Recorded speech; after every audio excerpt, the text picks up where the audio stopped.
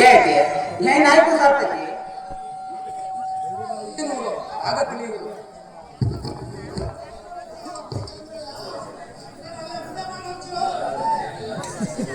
ನಾನದನ್ನು ಹೇಳಲಾರೆ.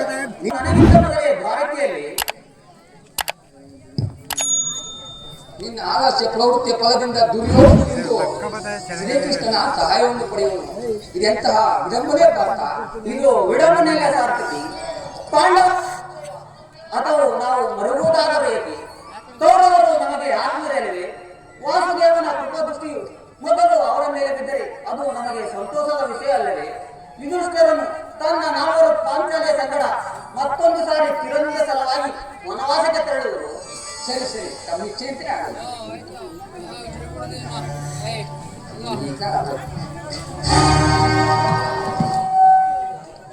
ಅರ್ಜುನ, ನನ್ನನ್ನು ನೋಡಿ ನಿನಗೆ ಅಸಮಾಧಾನ. ನೀನು ತೋರಿಗೆ ಪ್ರಯಾಣ ಮಾಡಿದ ಬಳಿಕವೇ ನಾನು ಹೊರಟಿದ್ದು. ಆದರೆ ನನ್ನ ಸುಯೋಧ ಬಳಿಂದ ನಾನೇ ಬದಲಾಗುತ್ತೇನೆ.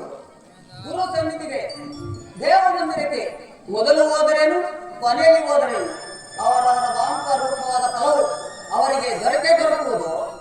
ಹಾಗೆಂದು ಸುಮ್ಮನಿದ್ದರೆ ಕಾರ್ಯವಾಗದ ಧನಂಜಯ. ಇಂಥ ಸಮಯದಲ್ಲಿ 4 ಕಡೆ ತಿರುಗಿದರೆ ಹಲವು ರಾಜ ಸಹಾಯ ದೊರೆಯುವುದು.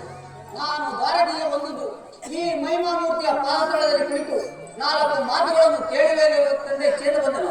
ಸರಿ ಸರಿ, ನೀನು ಯಾವ ಚಿಂತನೆ ಬಂದರು? ಈ ಸಾರಿ ಕೃಷ್ಣನನ್ನ ಕೈಗೆ ಸಿಕ್ಕಿದ್ದಾರೆ. ಒಂದು ವೇಳೆ ಸಿಕ್ಕಿದ್ದರೂ ಸಂತೋಷವೇ. ಕುರು ಪಾಂಡವರ ಗಮನಗಳಲ್ಲಿ ಒಂದೇ ವಂಶದ ಪವಿತ್ರ ರಕ್ತವು ಹರಿತಿರುವುದನ್ನು ನಾನು ಮರಳಿಲ್ಲದನ. ಹೇ ಜನಾರ್ದನ, ಜಾಗರಿಕನಾಗು. ಜಗತ್ತಿನ ಜೀವ ಕೋಟಿಯನ್ನು ಆಸಕ್ತಿಯಿಂದ ಸತ್ಯದ ಸೀಮೆಯನ್ನು ಸೇರಿಸು. ಅಂಧಕಾರದಿಂದ ಬೆಳಕಿನೆಡೆಗೆ ಕರೆದುಕೊಂಡು ಹೋಗು. ಮೃತ್ಯುವನ್ನು ಹರಿಸಿ ಅಮೃತತ್ವವನ್ನು ಕೊಡು. 7 ಚಕ್ರಪಾಣಿ 3 ಲೋಕದ ಮಂಗಳವು ನಿನ್ನನ್ನು ಸೇರಿದೆ. ಸರ್ವನಿಜಮಯವನ್ನಿಟ್ಟ ಪ್ರಭುವೇ,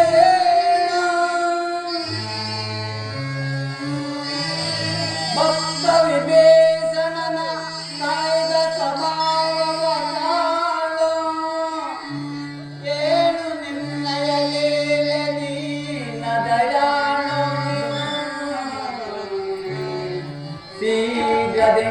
ಶೀಘ್ರದಿಂಜಾಗೃತನಾಗಿ ಜನ್ಮ ಮರೆತೇನೋ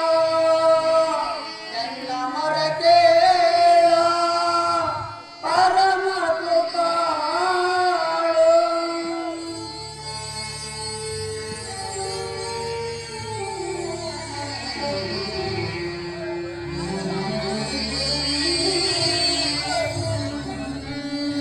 ಓ ಸಿಂಧು ಸಯನ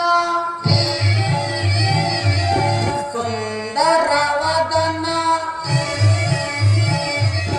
ಓ ಸಿಂಧು ಸಯನ ಸುಂದರವದನ, ನಿಜಿಸಲೋಕದ ಭವಬಂಧನ, ನಿಜಿಸಲೋಕದ ಭವಬಂಧನ.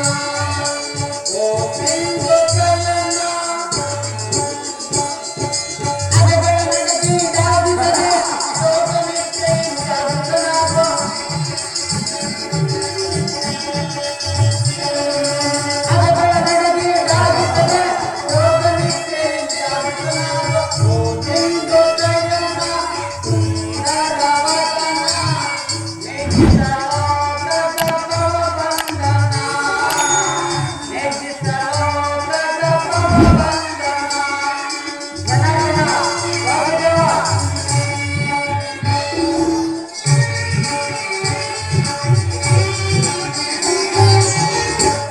ಯುಗದ